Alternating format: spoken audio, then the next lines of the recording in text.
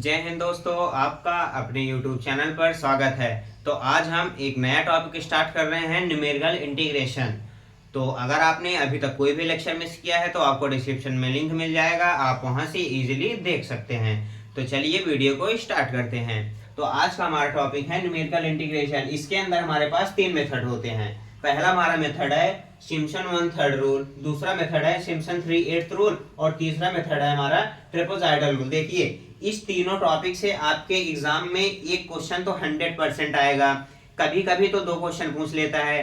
तो आप ये श्योर रहिए कि इस तीनों टॉपिक में से आपके एग्जाम में तो 100% ही क्वेश्चन आएगा। तो सबसे पहले हम क्या देखेंगे, इसका फॉर्मूला देखेंगे।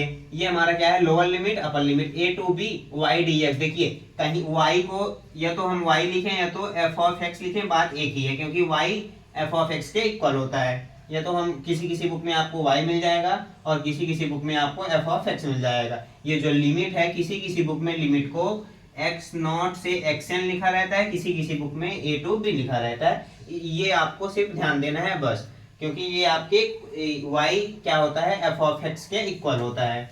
उसके बाद क्या देखिए, उसके बाद हमारे पास जो इसका फॉर्मूला है 1/3 रूल का, h/3। यहाँ पे जो हमारा h होता है वो हमारा होता है इंटरवल। देखिए, h अगर हमें फाइंड करने की, देखिए किस h को जब हम फाइंड करेंगे, h का फॉर्मूला होता है b minus a upon n, n होता है नंबर ऑफ टर्म। तो ये हमारा होता है h का फॉर्मूला, h फाइंड करने के लिए। कोई क्वेश्चन में आपको h की वैल्यू दी होगी, किसी क्वेश्चन में आपको h की वैल्यू फाइंड करनी पड़ेगी। तो h/3 y not plus yn, यानी कि first term plus last term. उसके बाद क्या है 4 y1 y3 y5। देखिए ये सब क्या है, ये हमारा क्या है, ये हमारा ऑर्डिनेट है।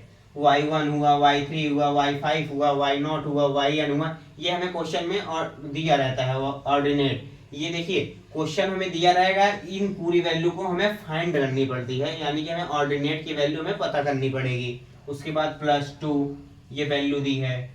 उसके बाद सिम्पसन 3/8 रूल का फॉर्मूला होता है a to b y dx 3h/8 y0 plus yn plus 2।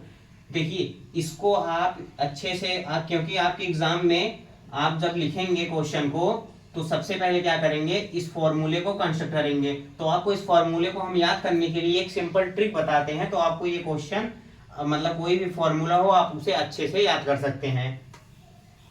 तो देखिए क्या है हमारा पहला 1/3 सिम्पसन 1/3 रूल। 1/3 रूल के लिए जो हमारा पहला फॉर्मूला ट्रिक है, यानी कि फॉर्मूला आपके लिए हम अगर बताएं तो h/3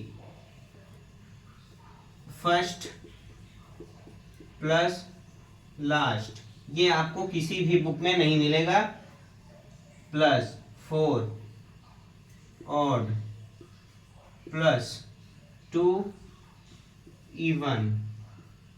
देखिए, फॉर्मूला ये होता है। आपको याद करने के लिए हम एक ट्रिक बताते हैं। इसे याद करने के लिए आप क्या करेंगे, h/3 first plus last plus 4 odd, यानी कि जो यहाँ पे होगा, जो यहाँ पे पूरी वैल्यू होगी हमारे पास, ये ऑड वैल्यू होगी, प्लस 2 इवन। यहाँ पे जो वैल्यू होगी हमारी वो क्या होगी, हमारे पास इवन वैल्यू होगी। उसके बाद सिम्पसन 3/8 रूल का जो हम फॉर्मूला बनाएंगे तो ये होगा, सॉरी, ये हो जाएगा 3h/8 first plus last plus 2 multiple of 3 plus 3 rest. ये हो गया। और ट्रेपेजॉइडल के लिए, थर्ड के लिए हमारे पास